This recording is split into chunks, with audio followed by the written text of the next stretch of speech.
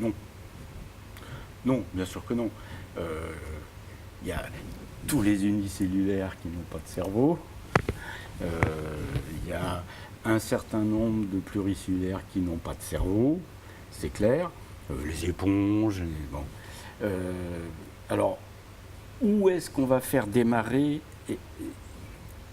l'existence réelle d'un cerveau? Ça, c'est une question qu'on s'est posée déjà plusieurs fois. Elle peut un peu varier, je dirais.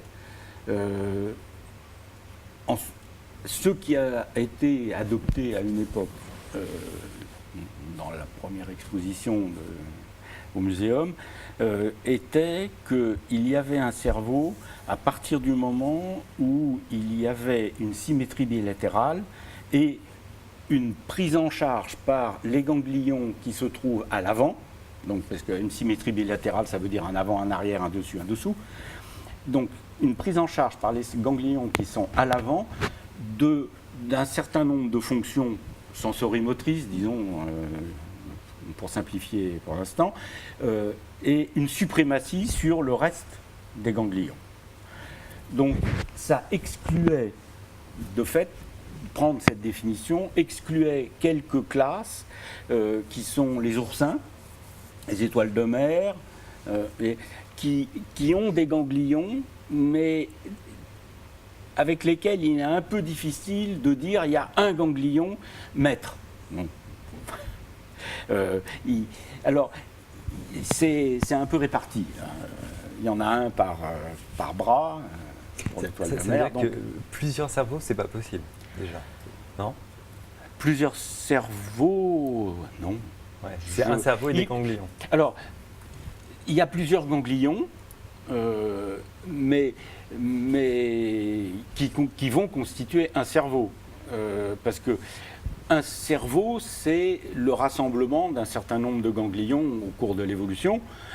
Et pour nous, on a aussi dans notre cerveau ce qu'on va appeler des étages ou qui sont pas tout à fait les mêmes. Mais c'est alors quelquefois on a utilisé, peut-être à tort à mon avis, même chez l'homme, le terme, des termes de cerveau, quelque chose pour différencier, donc qui pourrait faire penser à plusieurs cerveaux. Le cerveau reptilien, le cerveau, historiquement, sont des choses qui ont existé.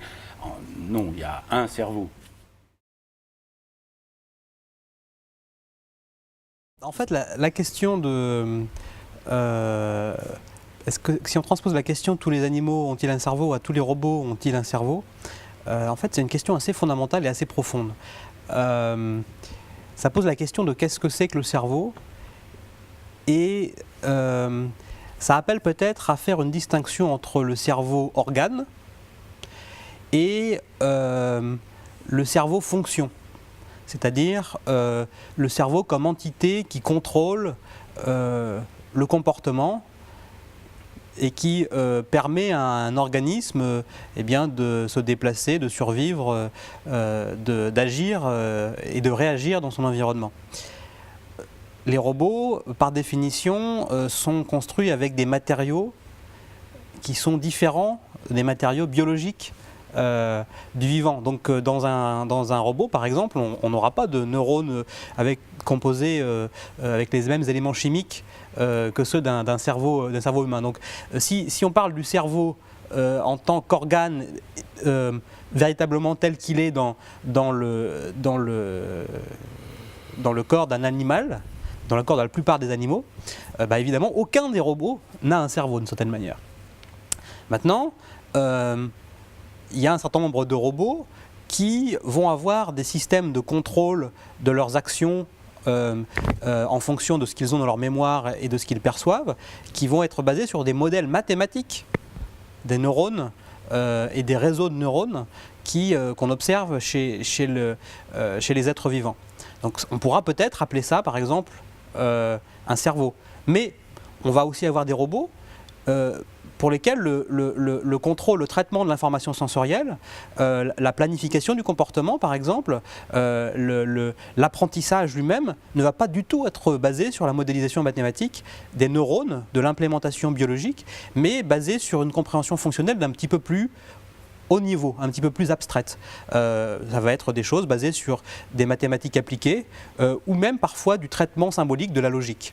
Et encore une fois, ces systèmes-là vont pouvoir contrôler le comportement, voire même l'apprentissage, le raisonnement d'un robot. Donc peut-être, si cette fois-ci on regarde le cerveau comme un élément fonctionnel, on va pouvoir appeler ça un cerveau.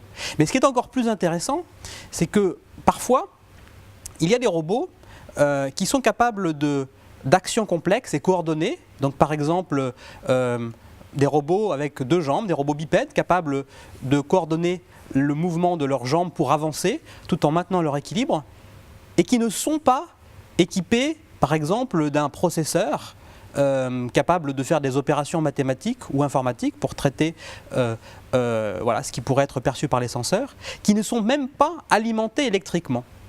Ce sont ce qu'on appelle par exemple les marcheurs dynamiques passifs. Et en fait, qu'est-ce qui se passe dans ces robots-là? C'est que le comportement est le résultat de l'interaction entre la géométrie et les matériaux du robot, qui comprend par exemple des ressorts, des élastiques, et puis les lois de la physique. Et en fait, on s'est aperçu justement en construisant des robots que le corps, les propriétés matérielles et géométriques du corps, pouvaient avoir un rôle extrêmement important pour générer du comportement et même du comportement adaptatif, c'est-à-dire être capable, par exemple, dans la marche, de s'équilibrer même s'il y a des petits obstacles.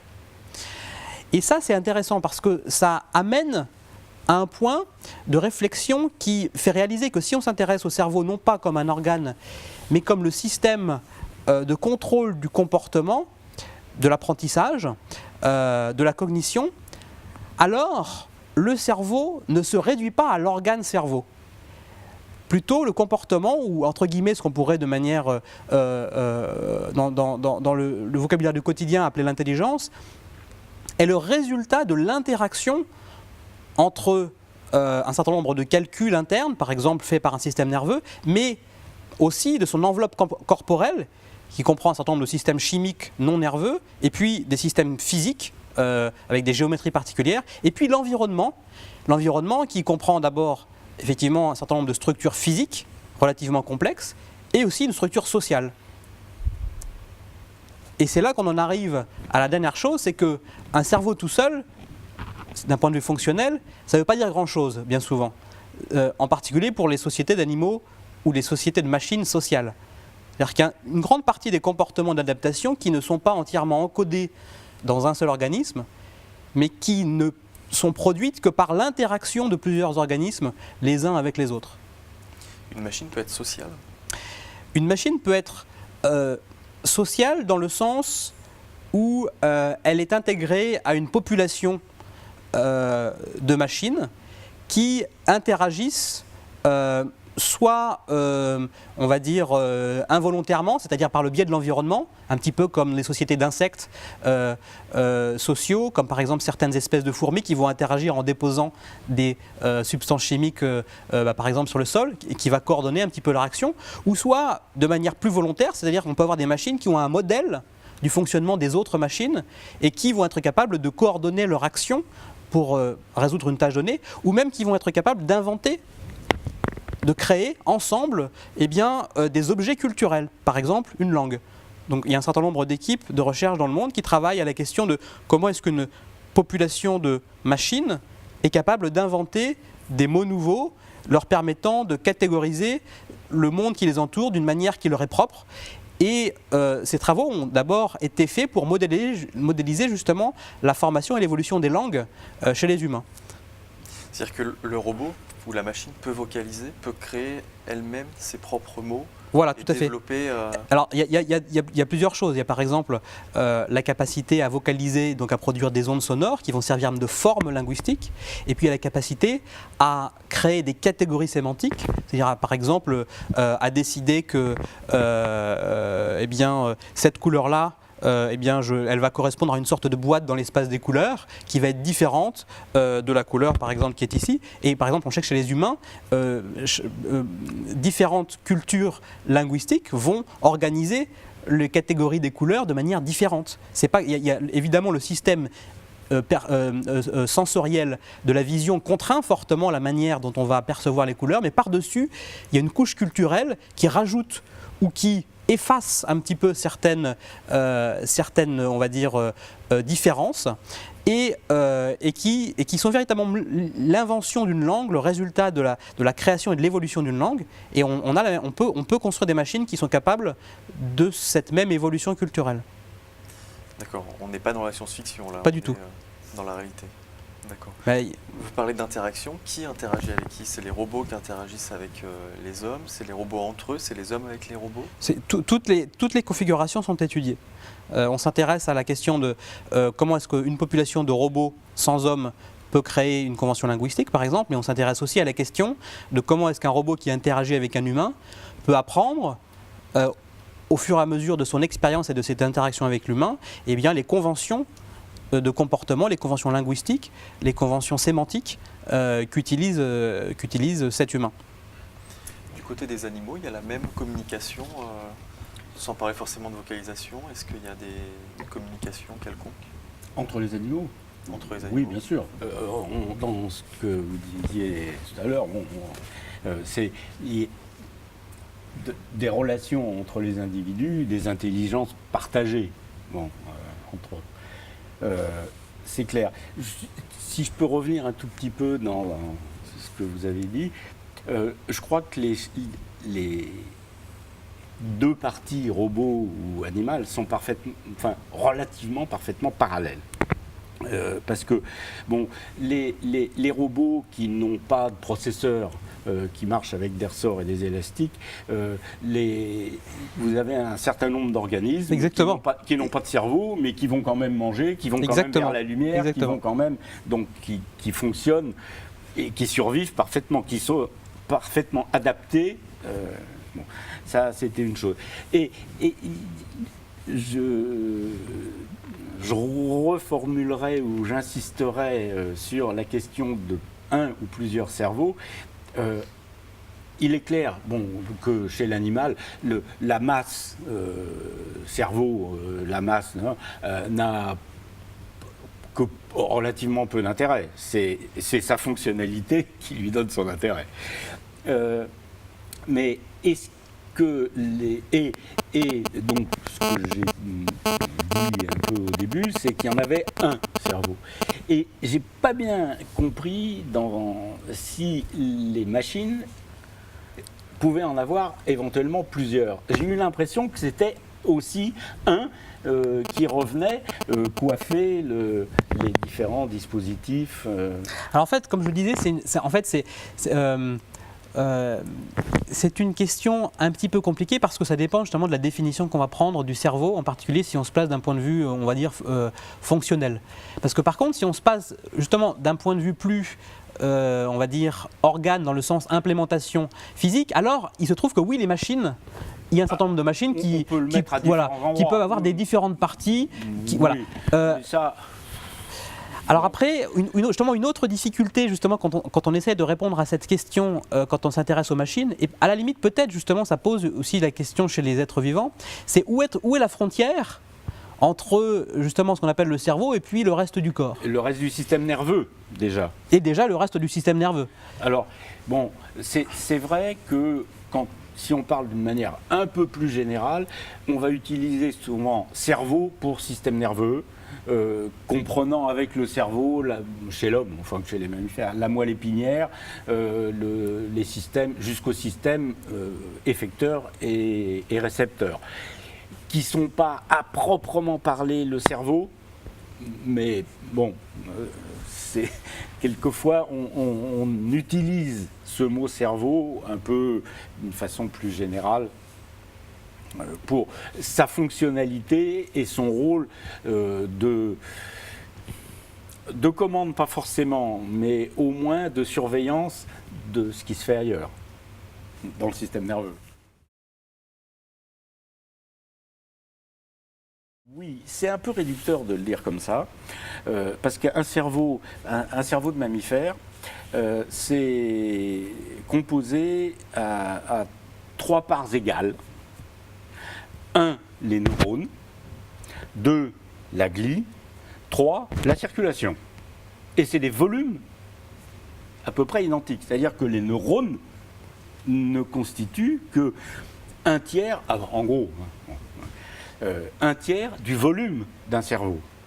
Et ne constituent pas la majorité des cellules nerveuses. C'est-à-dire que les glies sont plus nombreuses que les neurones. Et pas mal de fois plus nombreuses dans un cerveau, dans un système nerveux, disons. Et j'ai bien dit les glies, pas la glie, parce que ça, c'est quelque chose qu'on soupçonnait déjà, je dirais, il y a 10 ans, mais qui évolue assez vite, c'est leur rôle possible. Il y a encore une dizaine d'années, on pensait que c'était un peu... ils faisaient le ménage et les éboueurs. Et ils portaient les plateaux repas, à la limite, ils aidaient. Maintenant, je ne sais pas quelle image utiliser pour... ils seraient plutôt... ils auraient plutôt comme rôle l'assistante de direction, à côté du neurone. Donc, Ils aident à la transmission du message. Et à beaucoup d'autres choses, en particulier dans la construction des réseaux, des réseaux de neurones, dont on a dit 2 mots, qui sont la base fonctionnelle du cerveau. Un neurone tout seul, ça vaut rien. Ça vaut que par ses connexions et son réseau, sa place et son intégration dans le réseau. La qualité d'un cerveau fonctionnel, c'est la qualité du réseau qui s'est constitué au cours du développement de l'épigénèse, justement.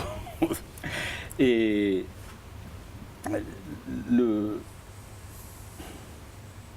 c'est avec ce réseau, avec cette fonctionnalité, que le neurone prend un sens vrai. Mais il est loin d'être le seul, maintenant, je dirais, en jeu ou en cause, en particulier dans le développement. Et pour donner juste une image de neurones et glies, tout le monde, enfin beaucoup de gens connaissent dans les axones longs, les neurones à axones longs. Pour un neurone, après, on a des gaines de myéline constituées par des cellules de Schwann, qui isolent entre eux les câbles électriques, disons. C'est une manière un peu schématique de le dire.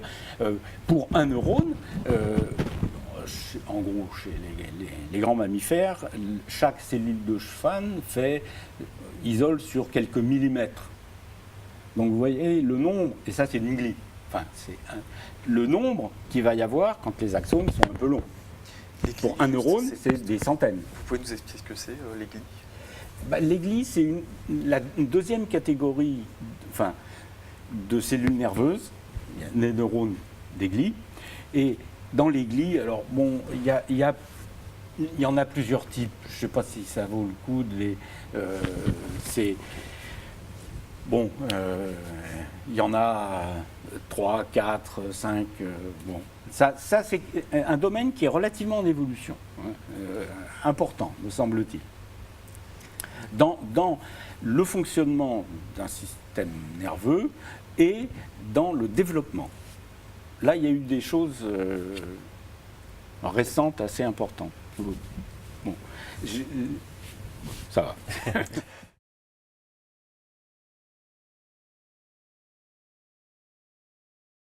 Dans un robot, il y a un certain nombre d'éléments matériaux et physiques, qui sont de nature assez différente, et qui peut-être d'un point de vue fonctionnel peuvent effectivement correspondre aux briques de base cellulaires d'un organisme, mais qui dans un robot vont être très différentes. Ça va être dans les processeurs, ça va être des transistors. Ou des composants électroniques de ces familles-là. Et puis on va avoir aussi dans les moteurs eh bien des bobines qui vont un petit peu faire la même action que les muscles. Ou alors maintenant on a des robots qui sont composés qui ont des actuateurs ou enfin, c'est un mot pour dire des sortes de dispositifs pour produire du mouvement qui utilisent de l'air comprimé. Pour recréer par exemple des dynamiques qui ressemblent à celles des muscles, mais qui ne vont pas être composées avec des cellules musculaires. Elles vont être composées avec d'autres matériaux totalement artificiels, bien souvent, mais qui vont réutiliser un certain nombre de principes. Par exemple, dans les muscles pneumatiques, ça va permettre la contraction et l'extension on va dire de parties qui vont avoir à peu près la même fonction que les muscles humains. Et puis après, ça c'est le substrat physique. Mais par-dessus le substrat physique, par-dessus par exemple les transistors, il va y avoir des programmes informatiques qui vont fonctionner. Des algorithmes, c'est-à-dire des méthodes pour traiter l'information qui va venir des senseurs, donc par exemple de la caméra, du micro, des senseurs de toucher, et puis pour produire, calculer en résultat eh bien, des actions, des mouvements à réaliser. Et ça, c'est fait par un programme informatique qui s'abstrait du niveau du transistor. On va utiliser des langages de programmation qui vont permettre par exemple de construire des réseaux de neurones artificiels. Par exemple, de modéliser un neurone comme une sorte de boîte qui reçoit un certain nombre d'impulsions électriques simulées et qui va faire des calculs relativement compliqués et puis qui en sortie va envoyer des impulsions électriques vers d'autres boîtes de ce même type. Et ça, cette modélisation-là, elle se fait vraiment à un niveau d'abstraction qui n'a plus grand rapport avec le niveau des transistors, à tel point même que les spécialistes de la modélisation neuronale, ce sont bien souvent plutôt des mathématiciens et qui savent utiliser un langage de programmation pour faire tourner ce genre de modèle mathématique, mais qui ne connaissent pas forcément le détail du fonctionnement du processeur sur lequel va fonctionner ce programme. Et donc il y a un niveau d'abstraction dans lequel il va aussi y avoir des briques élémentaires qui est presque d'une certaine manière découplé logiquement du substrat physique. Et puis après, par-dessus ça, là par exemple, on parle de modéliser des neurones individuellement, et puis on va pouvoir modéliser des groupes de neurones, par exemple, qui vont réaliser des fonctions particulières, et puis il va y avoir des gens qui vont prendre par exemple des modèles qui ont été développés par d'autres collègues et qui ne vont pas véritablement les reparamétrer ou beaucoup les changer, ils vont les considérer un petit peu comme des boîtes déjà toutes prêtes, et puis ils vont s'intéresser à construire des méga réseaux à partir de ces réseaux-là, et donc ces boîtes-là vont encore une fois servir de briques élémentaires. Donc on peut voir dans une machine l'organisation du fonctionnement à partir de briques élémentaires qui s'échelonnent sur vraiment plusieurs niveaux d'abstraction en fait. Oui.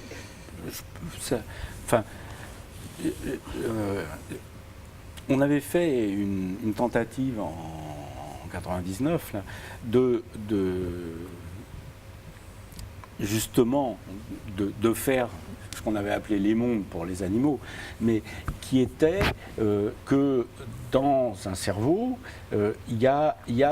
on avait fait 3-4 niveaux. Bon.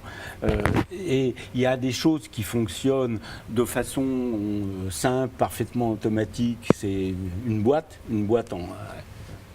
assez simple. C'est pour l'escargot, c'est se monter quand il passe à l'ombre pour aller prendre la feuille. Mais pour nous, c'est la régulation de notre diamètre pupillaire. C'est quelque chose qui fonctionne. C'est une boîte très simple.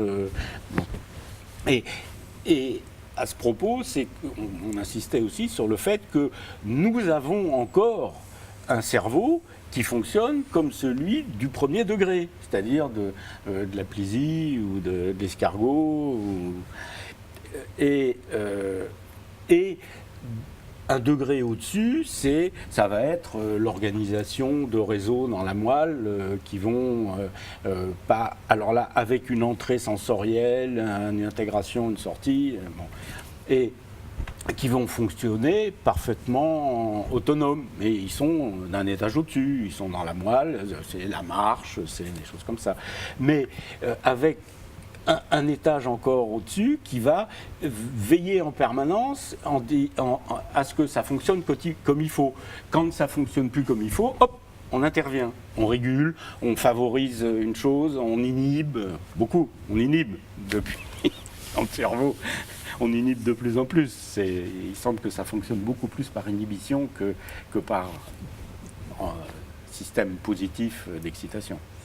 Donc on retrouve un peu ces niveaux que vous venez d'évoquer pour les machines. On peut donner justement des exemples de chacun de ces niveaux un peu justement. Donc le premier c'était les réflexes, c'est ça? Oui, le premier c'était un monde de réflexes. C'est des choses très simples. Chez nous par exemple. Chez nous? Oui. Il y a celui-là.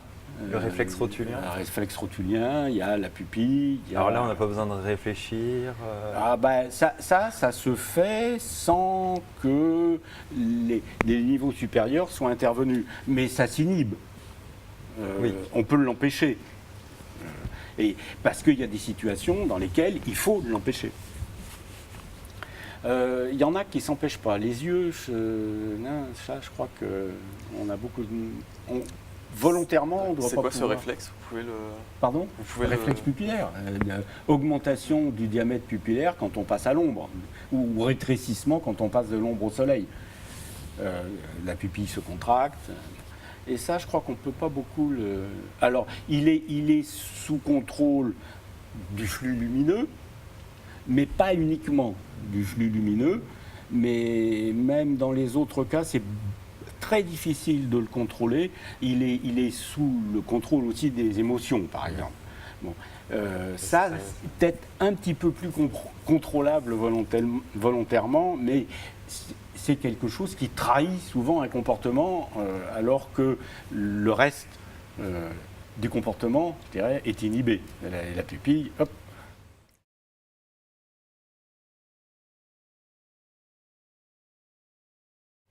Alors les mêmes facultés, ça serait compliqué de le dire parce que je pense qu'on est encore loin de comprendre toutes les facultés de mémorisation de l'humain. Mais par contre, c'est évidemment essentiel, la mémoire c'est essentiel, y compris pour le fonctionnement d'un robot doté de capacités cognitives minimales. On peut avoir des robots extrêmement simples qui vont avoir un comportement totalement réactif et sans mémoire. Alors un comportement totalement réactif, ça va par exemple être un petit robot qui va avoir des capteurs de lumière, et puis ces capteurs de lumière vont être directement reliés à ces moteurs de manière à se rapprocher par exemple des sources de lumière et puis d'éviter l'ombre. Et on va pouvoir générer avec des architectures aussi simples que ça d'ailleurs, des comportements un petit peu sophistiqués qui vont ressembler à ceux des insectes phototropes, mais on ne va pas pouvoir aller beaucoup plus loin avec ce genre d'architecture. À partir du moment où il faut un comportement un petit peu complexe, il faut être capable d'accumuler quelque part dans l'organisme, dans le cerveau par exemple, eh bien, une trace des percepts qu'on a, eh bien, qui ont été mesurés il y a quelques minutes, quelques heures auparavant pour pouvoir essayer de prédire ce qui va se passer. Et à une autre échelle de temps, il faut être capable de se souvenir d'un certain nombre d'expériences passées pour se construire par exemple un modèle des conséquences de ces actions, un modèle de la topologie, de la carte d'un environnement pour pouvoir s'y déplacer. Ça, ce sont des éléments élémentaires de mémoire que des animaux relativement simples d'ailleurs sont capables de faire et qui équipent beaucoup des robots qui existent aujourd'hui. Maintenant, il y a des manières de construire des mémoires qui peuvent être extrêmement différentes probablement de la manière dont les animaux se construisent des mémoires. Dans le domaine justement par exemple de l'apprentissage automatique ou des architectures cognitives, eh bien on s'est aperçu qu'on pouvait imaginer des architectures de mémoire avec des grandes diversités. Par exemple, il y a des grandes familles, par exemple, il y a des mémoires qui vont être totalement distribuées. C'est-à-dire que par exemple, quand un robot va se balader dans un environnement et essayer de s'en construire une carte ou d'essayer de savoir qu'est-ce qui apparaît ou comment un objet bouge quand il produit un mouvement, eh bien ça va changer la structure de son réseau de neurones artificiels un petit peu partout, par exemple.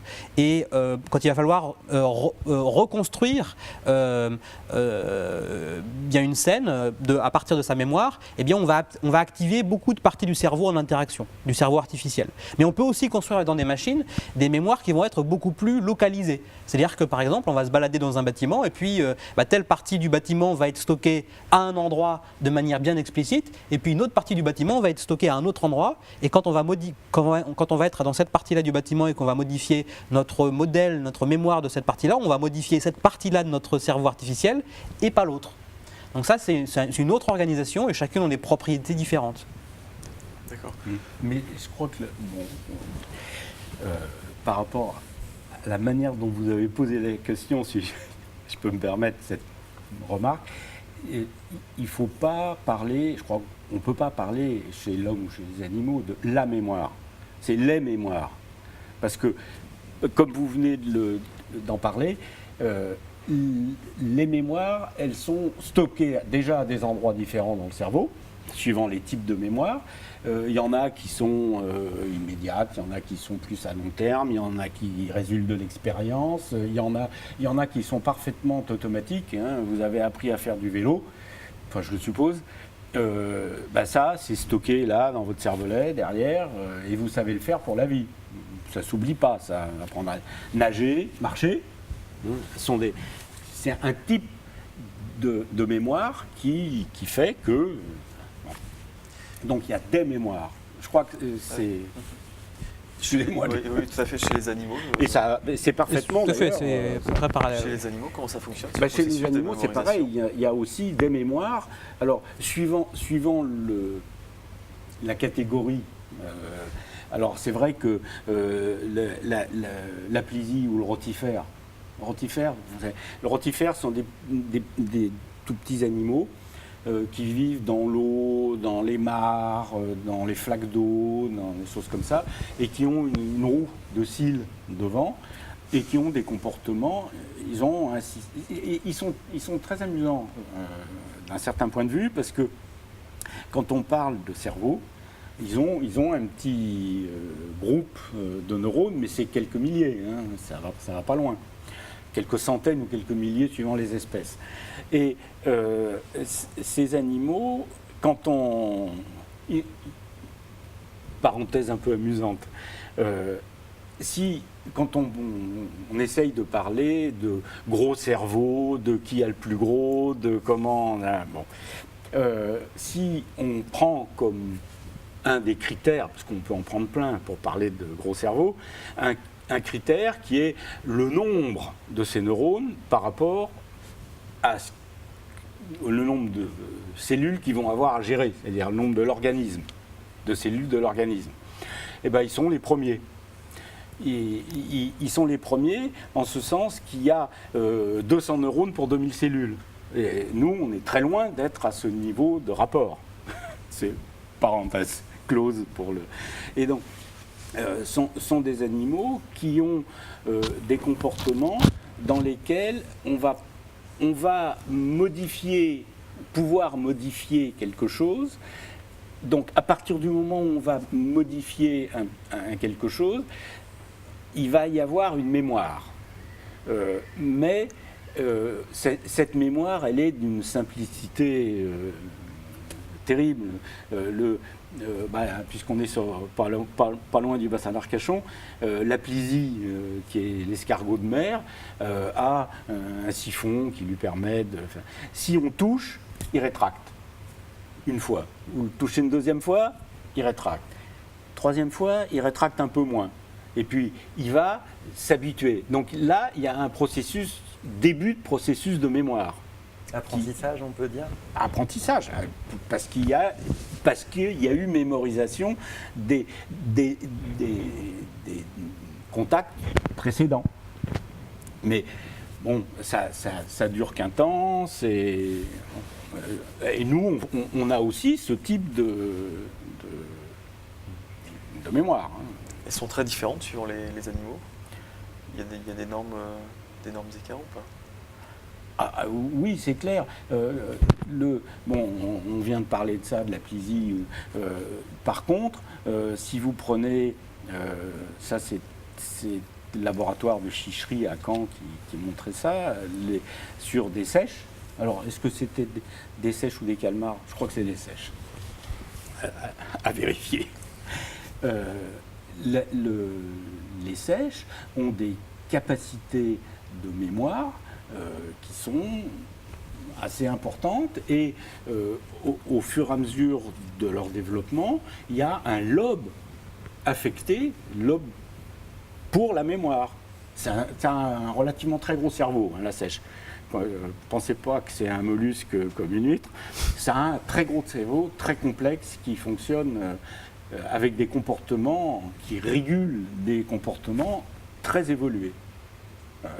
C'est le détour ou des choses comme ça, ce sont des choses qui apparaissent à 4 ans, ou quelque chose comme ça chez l'homme. Hein. Donc, vous voyez, c'est pas... Vous pouvez nous expliquer ce que c'est que le processus de détour? Le détour, pour beaucoup d'animaux, la sèche, elle chasse des crevettes.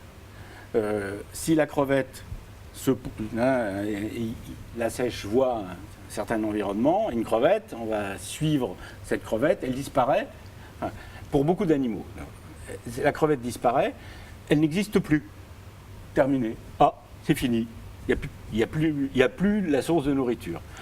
La sèche, elle, va être capable dans son cerveau, d'établir une carte un peu mentale de l'espace. S'il y a un caillou et que la crevette est partie derrière, elle est capable de concevoir que la crevette, c'est pas qu'elle n'existe plus, c'est qu'elle est cachée par un objet, donc gérer cet espace, et elle est capable la crevette s'étant réfugiée derrière le caillou et attendant éventuellement la sèche par là, de faire le tour pour la prendre par derrière. Ça, c'est chez l'enfant, quand un gros arbre, deux gosses qui tournent autour chacun, à un certain âge, il y en a un qui peut s'arrêter pour prendre l'autre. Ça, c'est le détour. Alors, il y a peut-être d'autres... c'est quelque chose qui est assez bien établi dans le développement de l'enfant, chez le singe. Mais il y a des animaux dont on ne s'attend pas trop à ce qu'ils aient ce genre de capacités comportementales qui sont quand même déjà évoluées.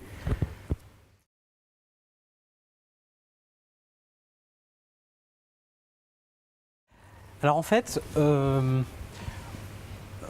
pour moi et je pense pour un certain nombre de mes collègues, on ne sait pas ce que c'est que l'intelligence. Et probablement que c'est la même chose pour beaucoup de personnes qui étudient le cerveau à la fois en sciences du vivant ou en sciences humaines. Mais justement, probablement que l'utilisation, la construction, la mise au point de robots et leur expérimentation, ça peut être une manière de reposer cette question, de reposer la question de qu'est-ce que l'intelligence ou comment il serait utile de définir l'intelligence. Parce qu'un robot, par définition, c'est un organisme dans lequel on connaît tous les composants et dont on peut observer évidemment aussi le comportement. Et donc, à partir du moment où on va avoir une entité artificielle dont on connaît tous les composants et dont on va pouvoir observer le comportement, on va pouvoir poser une question précise qui est, étant donné ce système que l'on connaît entièrement, est-ce qu'il nous semble utile, par exemple, d'appeler telle partie du système ou tel aspect de son comportement par exemple, de l'intelligence spatiale, de l'intelligence émotionnelle, ou même, par exemple, parce qu'on parle d'intelligence, mais la même question se pose pour les émotions, qui est un mot qui prend des sens très variés en fonction Les machines peuvent avoir des émotions? Alors, encore une fois, je vous répondrai plutôt en disant il existe un certain nombre de machines qui reproduisent des mécanismes qui, par exemple, ont été mis en avant par certains biologistes des émotions, des mécanismes de transmission chimique pour contrôler le comportement, quand par exemple l'organisme s'aperçoit qu'il s'éloigne de ce qu'on va appeler des zones de viabilité, par exemple il s'aperçoit qu'il a bientôt plus d'énergie, ou il a eu un choc physique important, ou alors des mécanismes qui permettent de produire un comportement, par exemple une expression faciale qui va permettre de signaler son état interne à des partenaires sociaux. Il y a un certain nombre de biologistes qui étudient ce que dans le langage de tous les jours on va appeler les émotions et qui utilisent ces mécanismes élémentaires. Avec un robot, on va pouvoir reproduire ces mêmes mécanismes et là, on va les intégrer dans une architecture dont on connaît tout. Et là, on va pouvoir poser la question, on pose la question d'une certaine manière, finalement le produit de beaucoup des recherches en robotique qui s'intéressent au parallèle avec le vivant, c'est pas tellement d'apporter des réponses, c'est plutôt d'apporter des outils pour formuler des questions d'une manière un petit peu différente et parfois plus précise que ce qu'on avait réussi à le faire pour le moment. Et donc là, avec ce robot-là, on va pouvoir dire, voilà, tout le monde peut observer ce qu'il y a dedans. Est-ce que nous jugeons utile d'appeler ça des émotions? Et par exemple, il se peut que de temps en temps, en observant ce robot, finalement, effectivement, tout le monde se mette d'accord sur le fait que ça paraîtrait quand même étrange et bizarre de dire qu'il a des émotions. Et néanmoins, il reproduit mécanistiquement, par exemple, la plupart des mécanismes mis en avant, par exemple par un biologiste comme Damasio, qui a sa propre vision des émotions, ou comme un autre biologiste. Et donc, quelle est la conséquence? Ça veut dire que c'est un message vis-à-vis d'une théorie des émotions particulière, en biologie ou en sciences humaines, qui dit, finalement, peut-être qu'il faut raffiner cette théorie, qu'il faut essayer de trouver des mécanismes complémentaires, parce que si on s'y restreint, on aboutit à un comportement pour lequel il semble finalement pas si adapté que ça de l'appeler des émotions. Ou parfois c'est le contraire, parfois on va s'apercevoir qu'effectivement en discutant les uns avec les autres, peut-être il est utile de dire que la machine dispose de cette capacité par exemple qu'on pensait spécifique aux êtres humains. Par exemple, tout à l'heure on parlait de machines qui collectivement créent une langue. Ça semble relativement raisonnable de dire que certaines de ces machines ont une forme de culture très élémentaire, beaucoup moins sophistiquée que celle des humains évidemment, mais ont néanmoins une forme de culture qui évolue.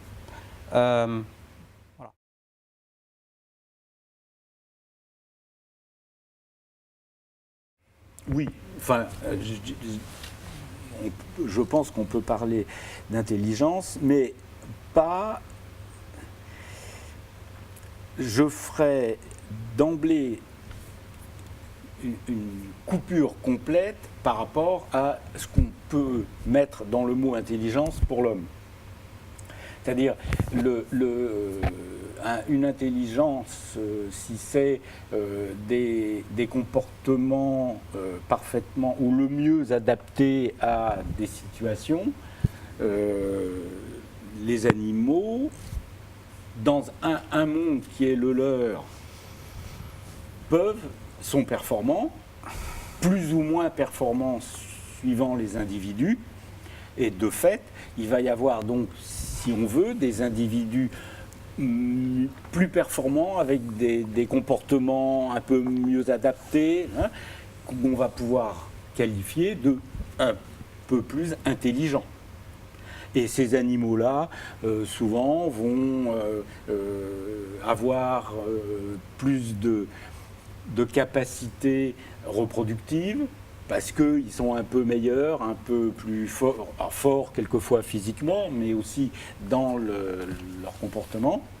Ils vont avoir un peu plus de descendance, c'est ce qu'on peut, je pense, appeler une intelligence chez les animaux. D'ailleurs, tous les hommes, tous les animaux d'une espèce donnée ne sont pas équivalents dans leur comportement, comme tous les hommes ne le sont pas. Même si on veut dire tous les hommes naissent égaux, enfin non, tous n'ont pas la même capacité.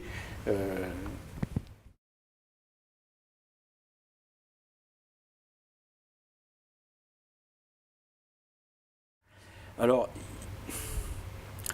il semble que non.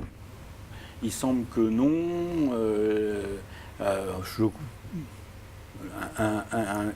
Un des arguments qui me vient à l'esprit, c'est la tâche chez les singes qui se regardent dans une glace. C'est quoi cette expérience? Vous mettez, alors que je me souvienne bien, ça date un peu, Je crois que c'est une tâche d'un côté, et ils sont capables, alors que dans le miroir elle va être inversée, ils sont capables d'aller du bon côté pour la prendre, pour l'enlever, pour la toucher. Bon. Donc là, pour ça, il faut avoir, semble-t-il, une conscience de soi. Si on n'a pas conscience de soi, qu'est-ce qu'on fait? On laisse passer. Oui, c'est pas du bon côté. Ouais. C'est pas. Il faut avoir la conscience que c'est soi qu'on voit dans la glace et que. Bon. Ça, Je pense. Alors ça, c'est. Les singes sont capables de le Les faire. singes sont capables de le faire. Alors il y en a peut-être d'autres, mais il y en a beaucoup qui ne sont pas capables de le faire.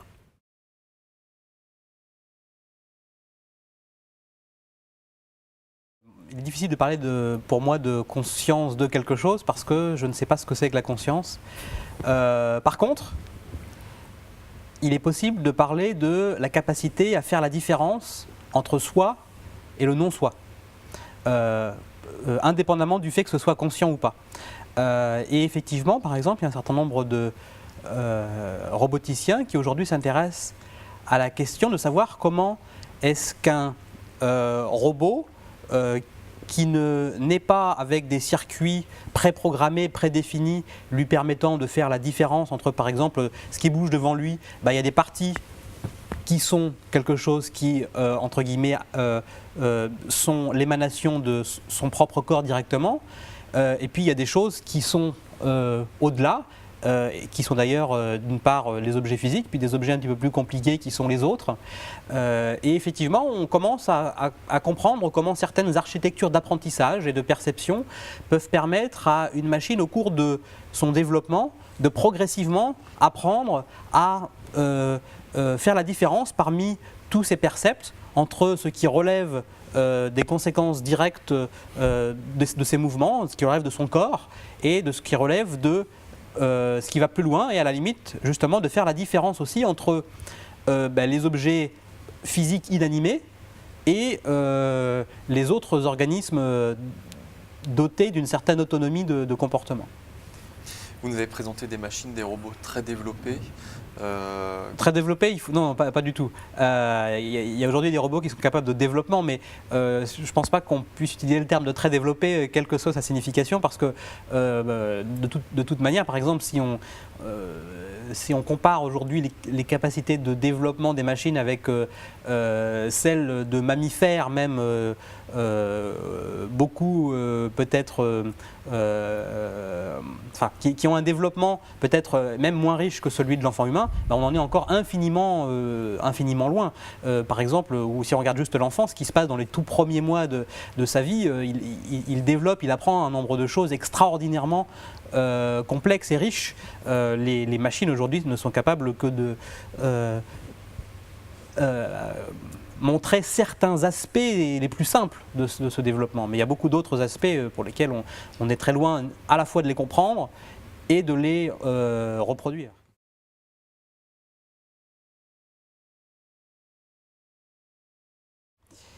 Alors en fait, d'abord ça dépend de la culture.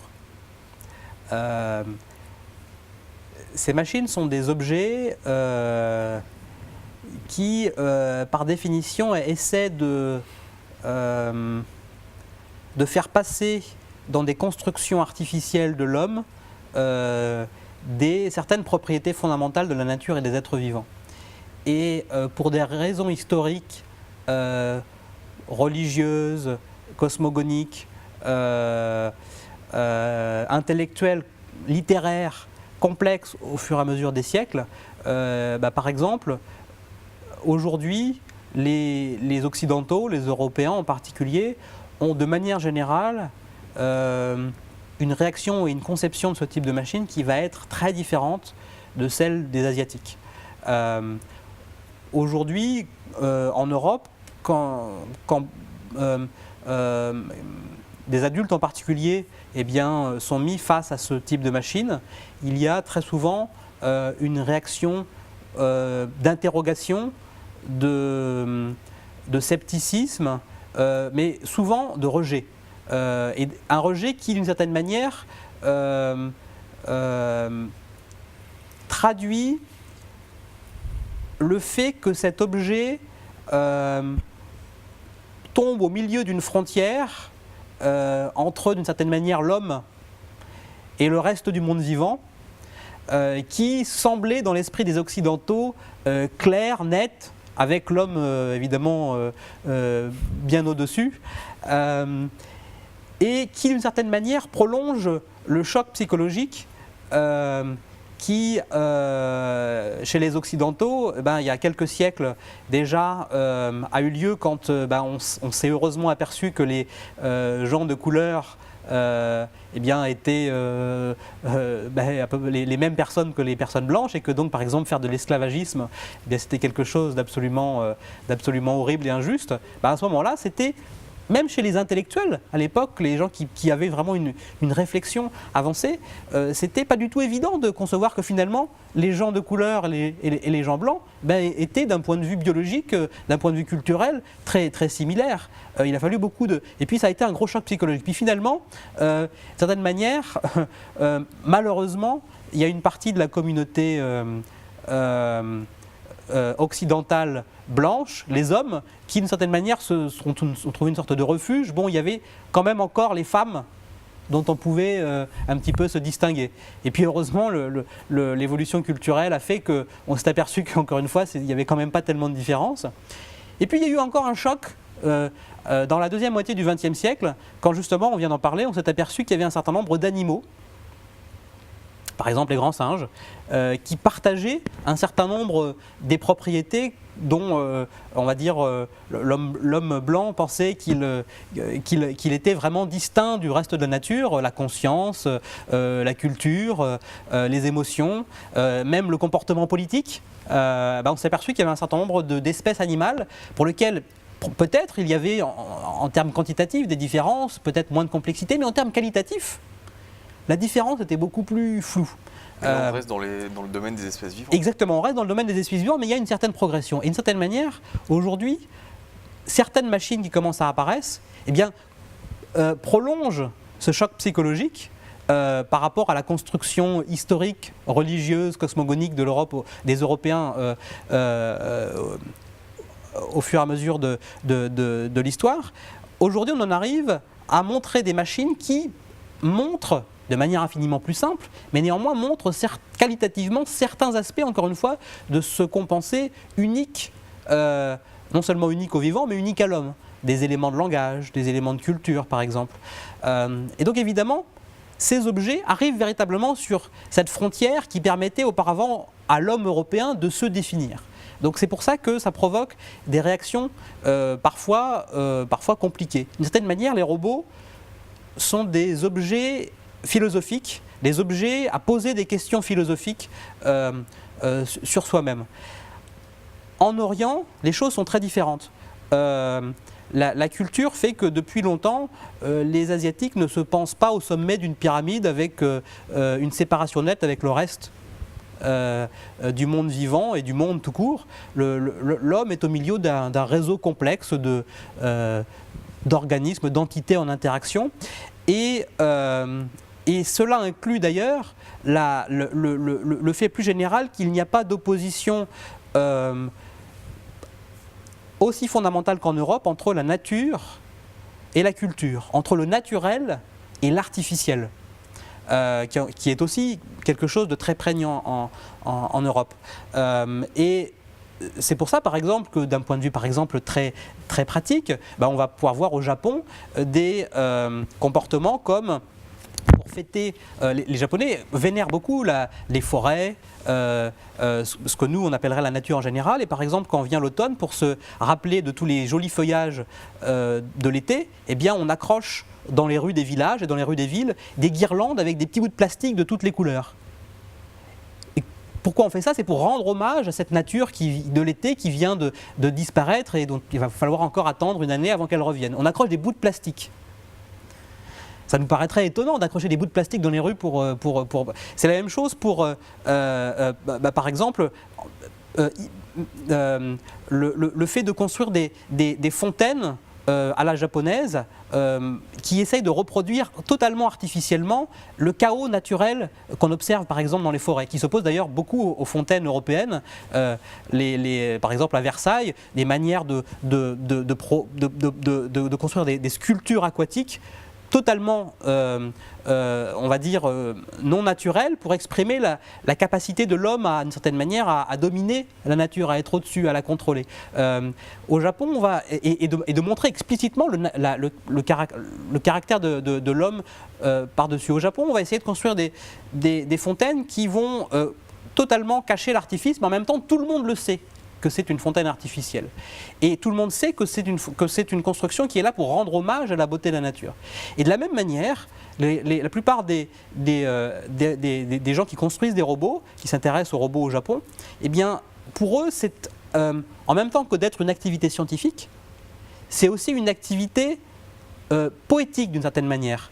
C'est-à-dire que c'est une manière de rendre hommage aux merveilles de la nature et du monde vivant que de construire des machines qui reproduisent, qui simulent, qui modélisent certains aspects du vivant. Et c'est perçu comme tel par la population dans son ensemble. Quand les Asiatiques, les Coréens, les Japonais, eh bien, on leur présente un robot humanoïde qui va mimer un certain nombre de comportements du vivant, plutôt que d'avoir une réaction de rejet, la réaction va être plutôt positive et même souvent esthétique. C'est-à-dire tout de suite on va comprendre que c'est une sorte de sculpture animée qui véritablement rend hommage à la nature. Donc véritablement il y a vraiment un point de vue très très différent.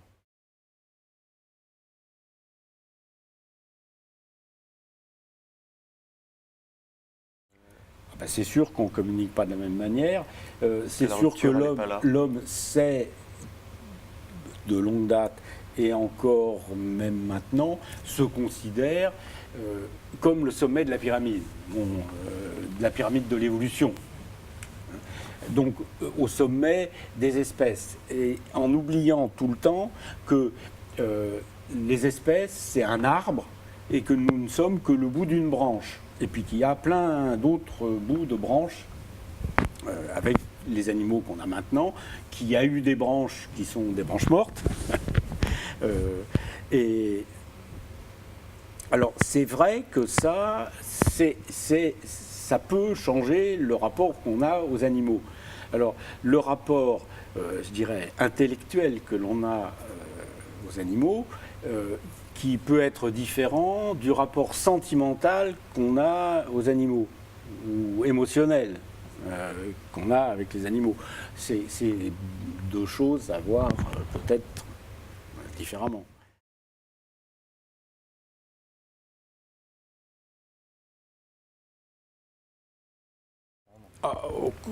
Arriver à décoder, j'espère qu'on va y arriver, je vais faire un commentaire peut-être très dur avec les essais d'apprentissage de langage qui soient gestuels ou autres avec les singes. Ça me paraît d'un certain côté une aberration. Une aberration parce que ça relève d'un anthropocentrisme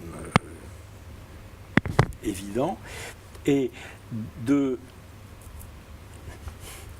là-dessous, il y a l'idée que le singe est peut-être pas encore tout à fait assez évolué pour être un homme, mais que si on l'aide un petit peu, il peut apprendre un langage humain, mais le singe, c'est pas un homme, c'est pas un sous-homme, c'est une autre espèce.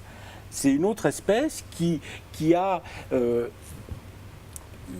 d'autres systèmes de communication, Pourquoi vouloir essayer de prouver que le singe est presque un homme? Là, il y a quelque chose qui pour moi, cloche, je dirais, familièrement, dans essayer ce type d'expérience. Alors, que l'on essaye de comprendre les sociétés de singes, ok. Alors, en se mettant à la place des singes, ça par contre, c'est déjà beaucoup plus difficile, parce que le cerveau de l'homme, c'est pas le cerveau du singe, enfin, le système nerveux de l'homme, c'est pas, enfin, le cerveau de l'homme n'est pas le cerveau du singe, et que pour l'instant, c'est pas facile de s'extraire de notre propre cerveau pour essayer de se mettre à la place d'un autre. Et là, peut-être que l'intelligence artificielle, la robotique pourront nous apporter un certain nombre de choses. Et on peut faire la comparaison justement avec la robotique. Pourquoi faire des machines, des robots humanoïdes? Pourquoi essayer de coller Alors en fait, il y a un parallèle qui est effectivement, enfin, peut-être pour revenir plus précisément à ce que...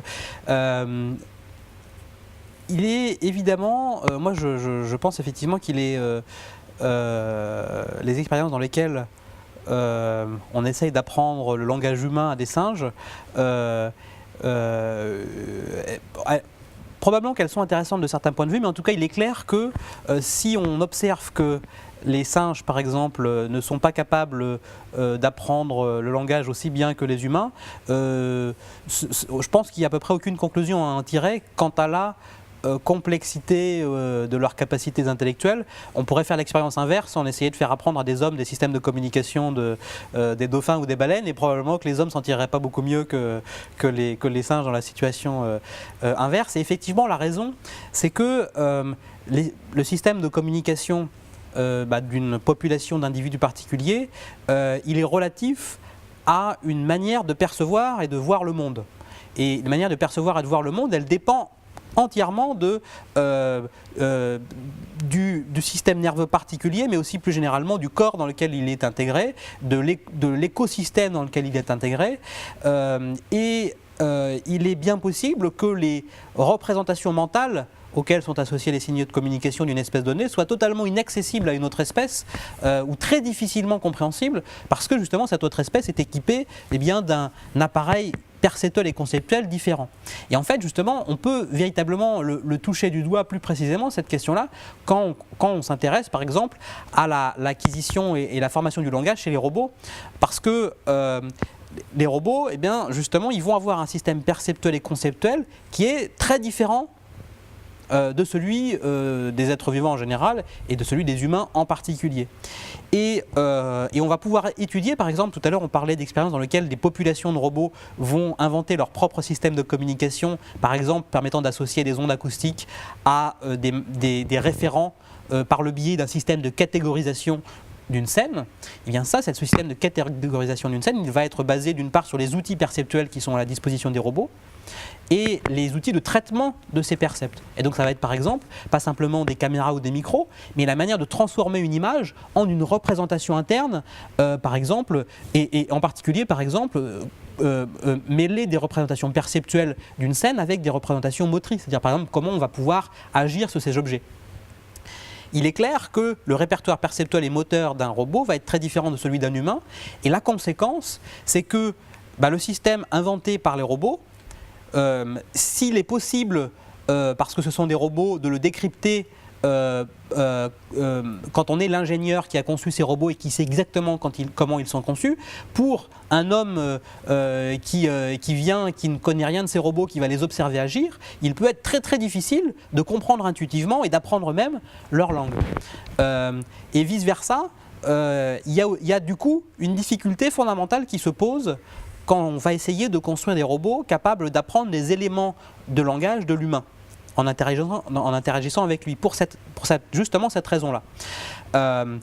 Et la direction dans laquelle on essaye de travailler, c'est de comprendre justement mieux chez l'humain quelles sont les représentations perceptuelles qu'il va favoriser pour, par exemple, représenter le sens des mots. Donc, par exemple, les psychologues du développement ou les linguistes eh bien, se sont aperçus que les enfants, quand ils apprennent leurs premiers mots, eh bien, ils entendent par exemple une onde acoustique nouvelle qu'ils n'ont jamais entendue associée à un objet nouveau là, qu'ils sont en train de découvrir. Eh bien, il y a des tas de manières d'interpréter le sens de ce monde. Donc, par exemple, moi, si je vous montre ça, je vous dis ça c'est un oui-boudou. Et vous n'avez jamais entendu oui-boudou, peut-être par exemple vous avez déjà un petit peu joué avec cet objet-là.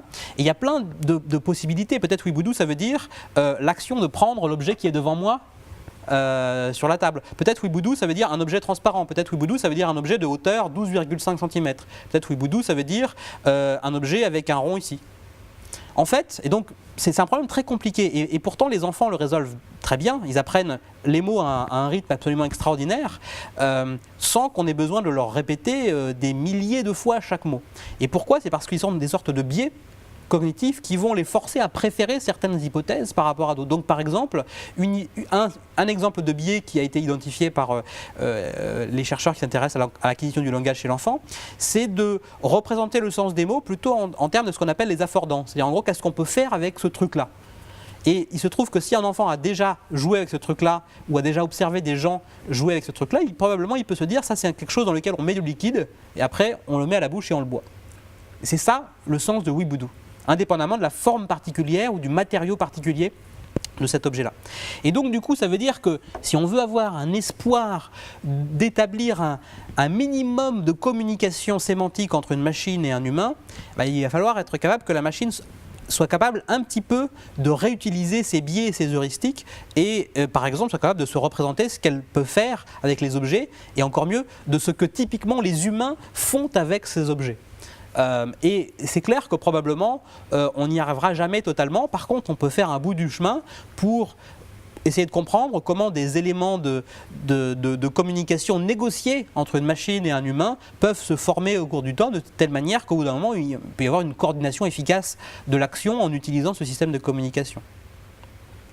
Très bien, merci. Alors,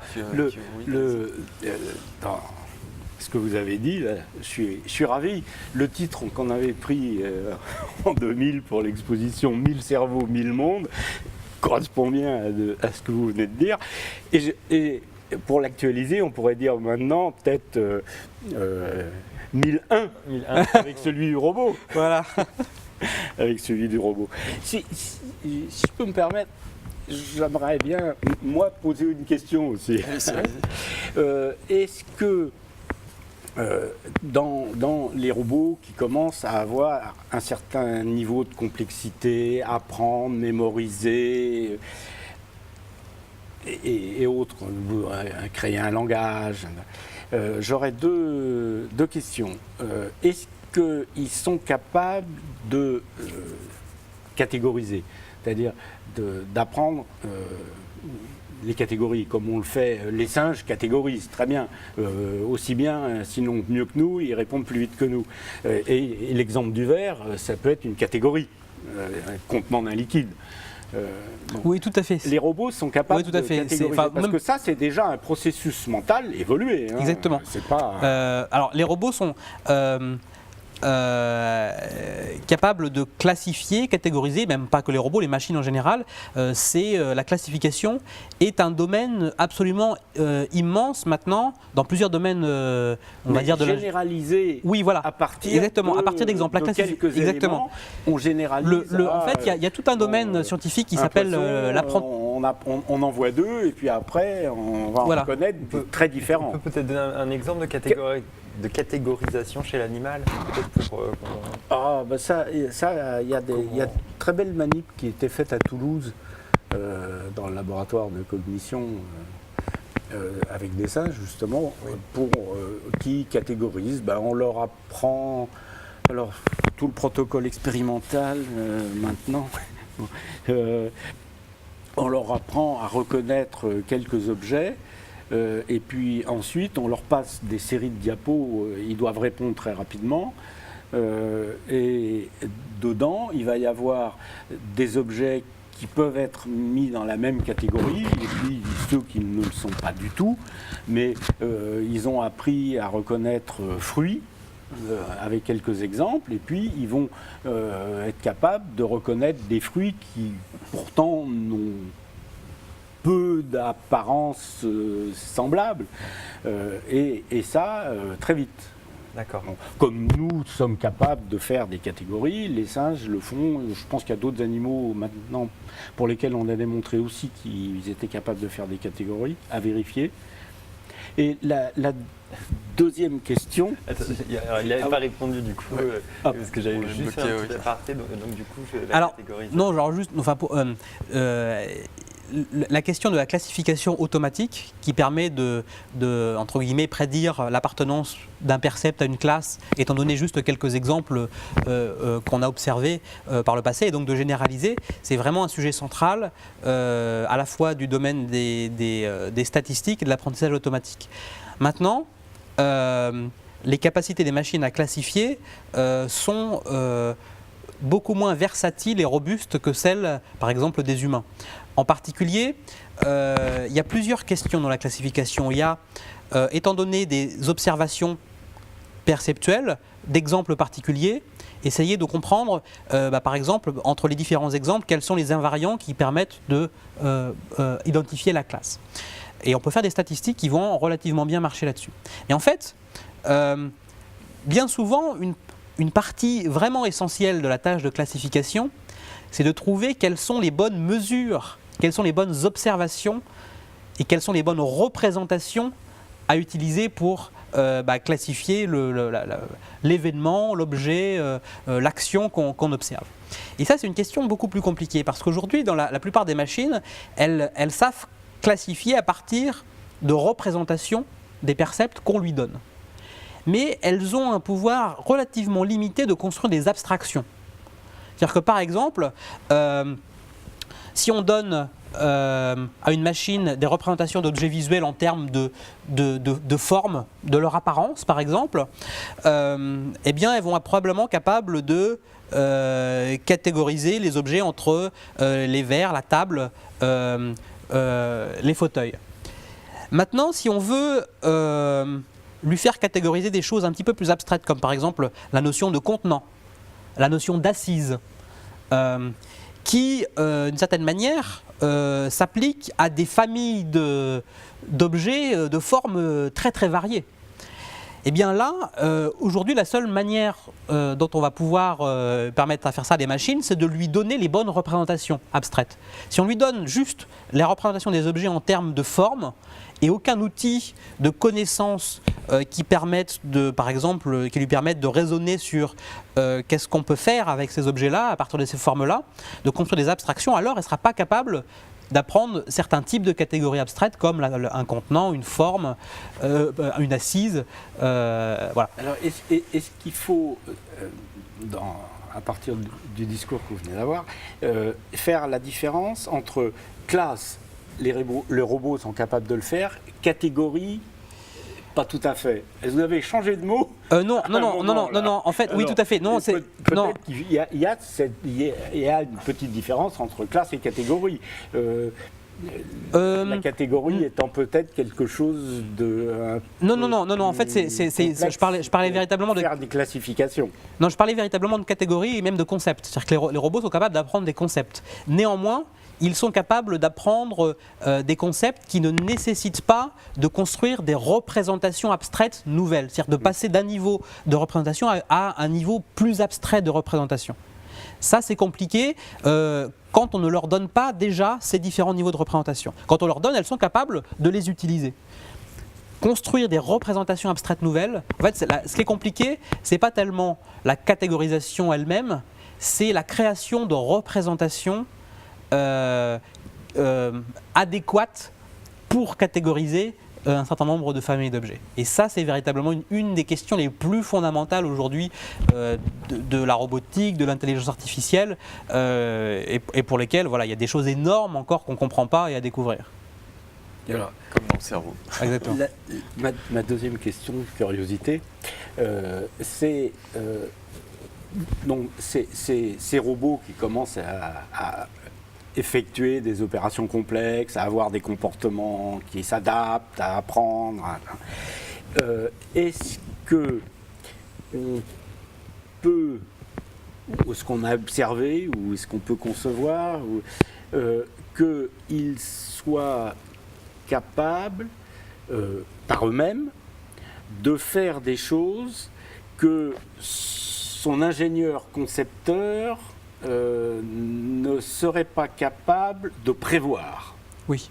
Oui. Oui, tout à fait. Donc ça c'est capital. C'est la part de hasard qu'il alors, y a dans l'évolution des espèces. Il y a plusieurs exemples en fait. Déjà, un exemple, on va dire, relativement simple, c'est quand l'ingénieur va donner à une machine un objectif. Par exemple, ton objectif, c'est d'apprendre à marcher en ligne droite le plus vite possible. Mais ne lui donne pas les moyens, c'est-à-dire qu'on ne lui dit pas comment il faut faire. Et là, il existe un certain nombre d'algorithmes, de méthodes de recherche de solutions qui vont typiquement permettre au robot, par essai-erreur, d'essayer des stratégies variées.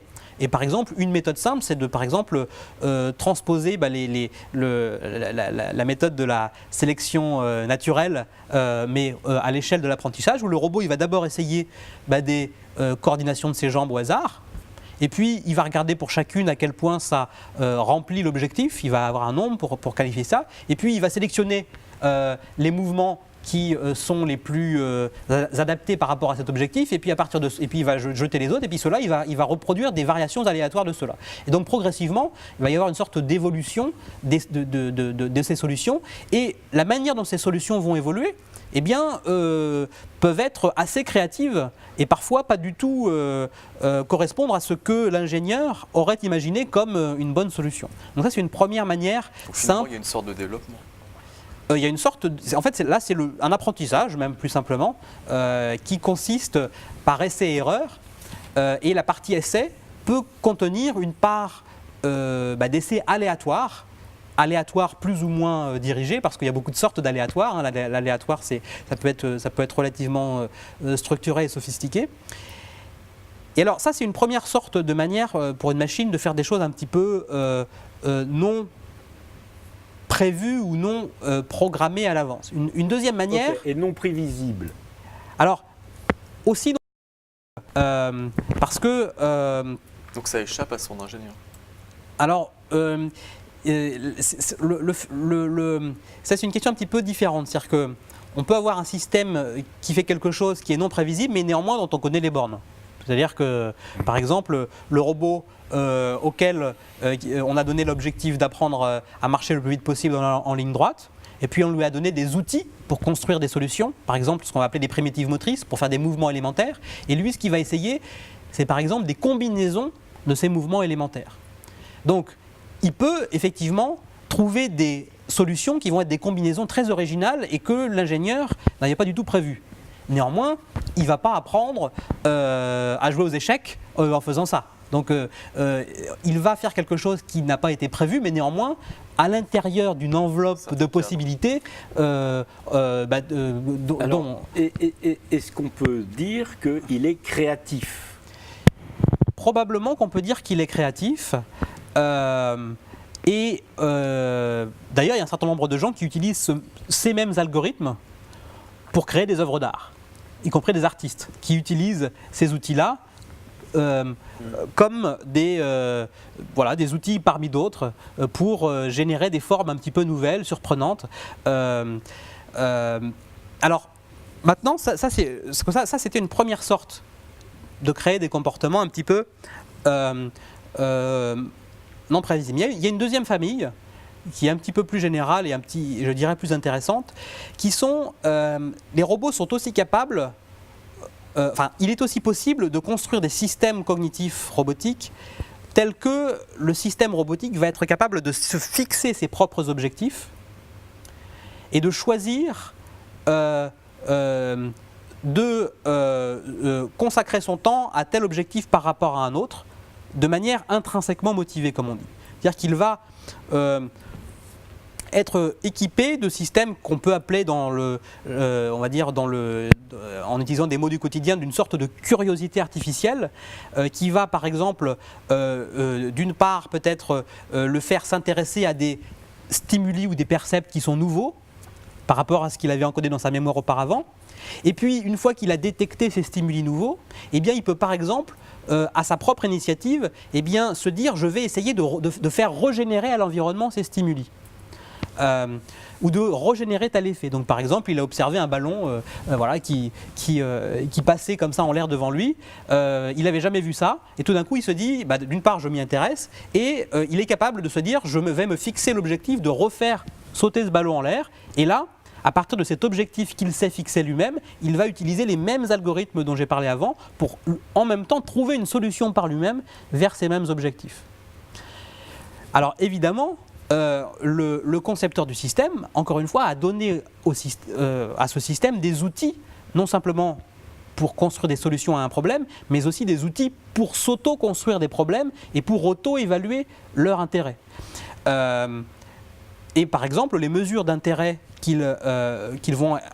qu'on peut donner au système vont peut-être être des choses qui sont inspirées justement de psychologie du développement ou de la psychologie des motivations chez les humains, qui sont par exemple, un objectif est intéressant si moi le robot, je m'aperçois qu'en essayant de l'atteindre, eh bien je fais des progrès. Si c'est trivial et que j'y arrive à tous les coups, ou si j'essaye plusieurs fois et je ne fais absolument aucun progrès, eh bien j'arrête de m'intéresser à cet objectif-là et je passe à autre chose. Si je fais des progrès, je persiste et je continue jusqu'à ce qu'évidemment je l'ai bien appris et je passe à autre chose. Et c'est de cette manière-là d'ailleurs qu'on peut faire générer spontanément à une machine une trajectoire développementale, c'est-à-dire une suite de comportements organisés dans le temps avec un ordre particulier sans que cet ordre ait été préprogrammé à l'avance par l'ingénieur. Et cet ordre ne va pas être le même à chaque fois que, entre guillemets, on allume au début de son existence le robot, puis on le laisse. En fait, cet ordre, on va pouvoir observer des régularités statistiques. Si on fait par exemple 100 robots qui ont le même programme, que la plupart du temps, eh bien, ils vont apprendre ou faire telle activité avant telle autre. Mais il y a aussi une énorme diversité. Il n'y aura jamais deux robots qui vont avoir exactement la même trajectoire développementale. Et il y en a même certains qui vont faire des choses très éloignées, très différentes des autres. Donc ce qui est assez rigolo d'ailleurs, parce qu'il y a une sorte de dualité entre régularité et diversité qui ressemble beaucoup aussi à ce qu'on observe chez les êtres vivants. Ce qui ne veut pas dire que c'est le même mécanisme, hein, mais il y a un parallèle qui est intéressant.